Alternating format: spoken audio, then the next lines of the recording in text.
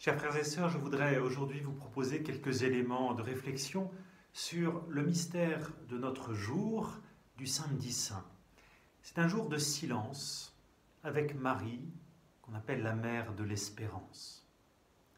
Il n'y a pas de messe aujourd'hui, nulle part dans l'Église.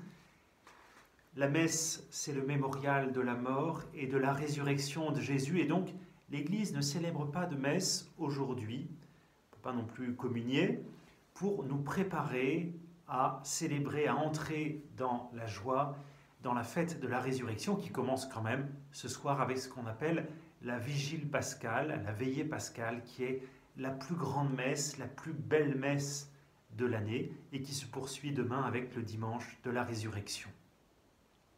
Il n'y a plus de cloche depuis jeudi soir, mais ce soir, pour la vigile, peut-être que certains d'entre vous, vous réentendrez les cloches de notre Église. En ce jour, les églises sont dépouillées, il n'y a donc aucun rite liturgique qui est prévu.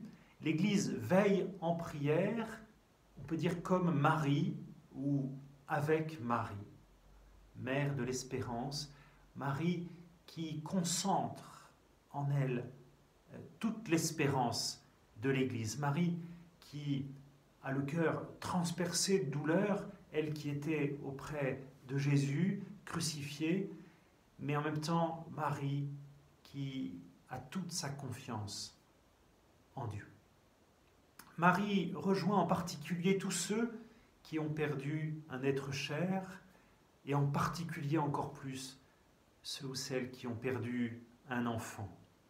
Sur la croix, Jésus lui a confié Saint Jean, « Femme, voici ton fils », mais il a aussi confié sa mère à Saint Jean en lui disant « Voici ta mère ». À partir de ce moment, nous dit l'Évangile, le disciple l'a pris chez lui. Il l'a donc pris dans sa maison, ou au moins la maison qu'il avait quand il était à Jérusalem, mais les spécialistes nous expliquent que ce chez lui, c'est quelque chose d'encore plus profond. Il l'a pris dans son intimité, il l'a pris dans son cœur. C'est le testament de Jésus. Voici ton fils, voici ta mère. Marie ne rentre donc pas chez elle, puisque l'Évangile nous dit qu'elle va ensuite vivre dans la maison de Jean. Elle change de vie sans regarder en arrière. Elle ne doit pas vivre du passé, des souvenirs du temps où Jésus était encore avec elle dans cette présence physique. L'Esprit Saint ne veut pas que Marie vive où Jésus n'est plus. Et donc, l'Esprit Saint lui permet de tenir dans l'espérance. L'espérance, c'est de s'appuyer, de compter sur les promesses de Dieu que nous savons être parfaitement fidèles. L'espérance se vit dans le temps, l'espérance se vit en particulier dans l'épreuve. Celui qui espère compte sur Dieu, attend que Dieu réalise les promesses qu'il a faites à ses enfants. Au nom de toute l'Église, dans l'espérance, elle garde donc vivante la parole de son Fils. Et je pensais à ces paroles magnifiques que Jésus dit un petit peu avant son agonie, avant d'être arrêté. « Je vous verrai de nouveau, et votre cœur sera dans la joie. » La Vierge Marie a gardé ces paroles. Comme une promesse de Jésus, elle sait qu'elle va le voir à nouveau bientôt.